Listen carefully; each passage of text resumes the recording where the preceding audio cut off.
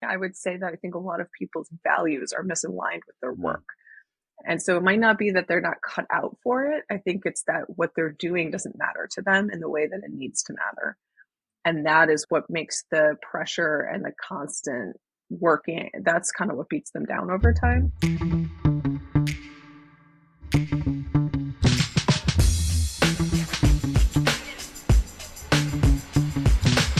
It's Relationships at Work, a leadership podcast helping you build workplace connections, improve culture, and avoid blind spots.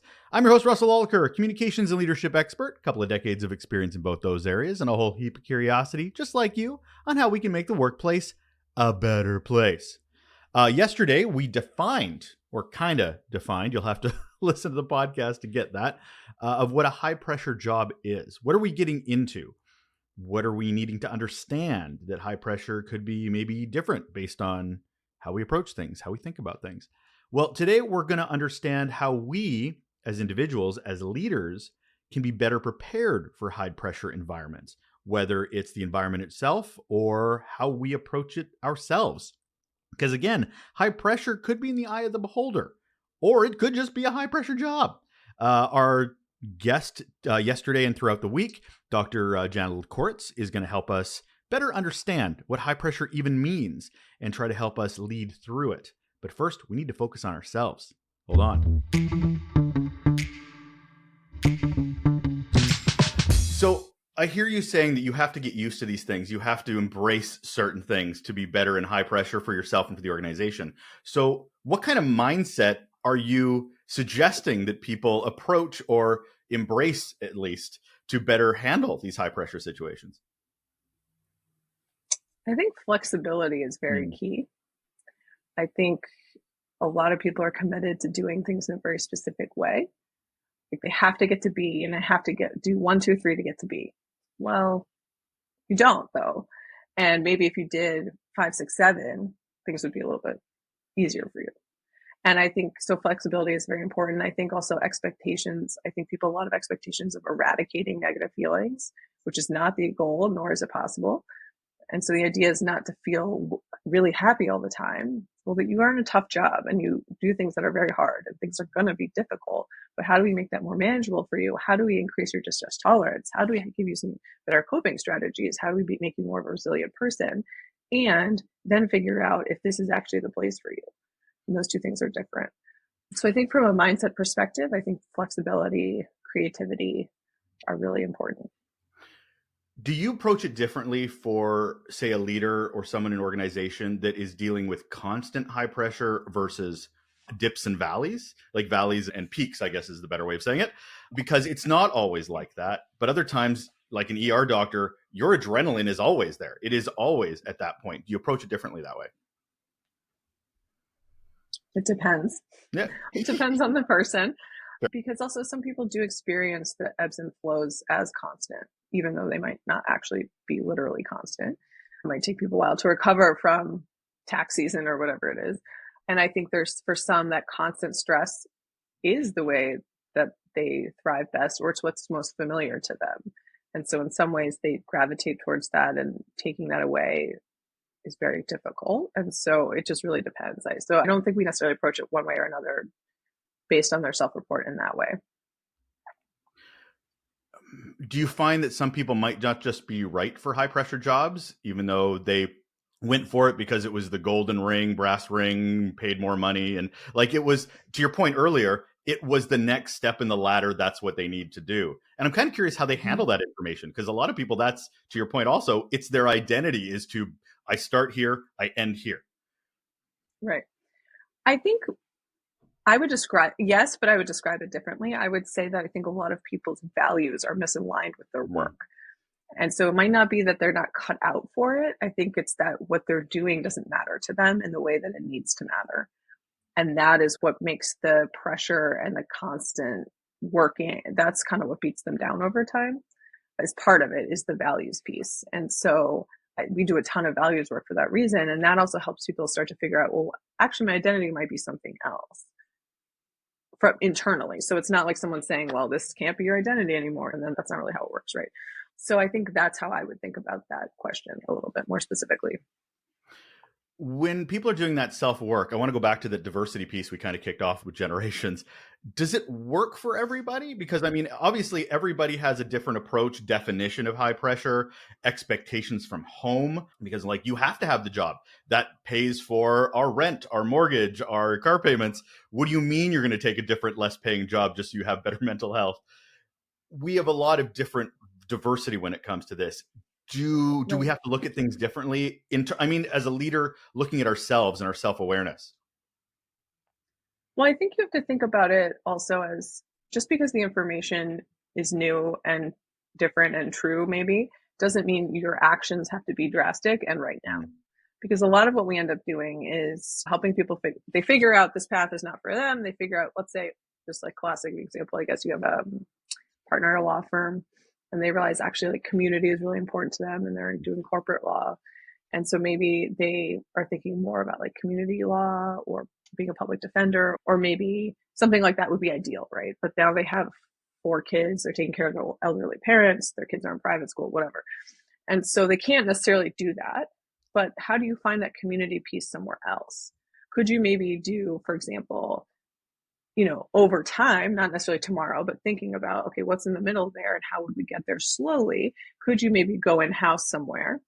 And then in the time that you've now found, because you're not at a big law, you can volunteer at church or something, right? Or like, where else can you find those values? Can you get a little more of it at work and then get it somewhere else if that's what you need to do financially for your situation? And if that's the case, if a shift is possible, how do you do that slowly and mindfully so that you're not just like dropping off the planet and taking a 50% pay cut or whatever it is? There's a lot of ways. And that's why I say creativity and flexibility is important. And this, I think people are really interested in, I need the information and I need to make the change now. And it has to be right now. And it has to be all at once. And that's just not how life works. Yeah. Right. I mean, I wish it did too, right? For my own self, like that would be wonderful, but it's kind of a slog. You get the information, then you got to slowly make a plan. And then you have to figure out what the timeline of that plan is. And sometimes it is quick, depending on your situation, right? But sometimes it's not. But there's always a way to improve your situation, even if you have financial constraints or location constraints, debt, whatever it is. There's still lots of ways to do that. I love that you talk about shifts, but even more so that I think there's a self-awareness piece where a lot of people will shift through their careers and don't want to admit it.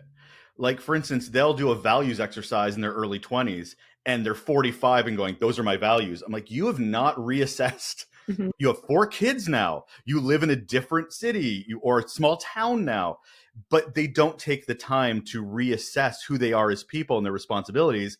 And because they're so, this is what I want to be when I grow up. This is my identity. They don't look at the ecosystem around them and how it's changed who they are. So their priorities might be different, but they're still focused on the brass ring.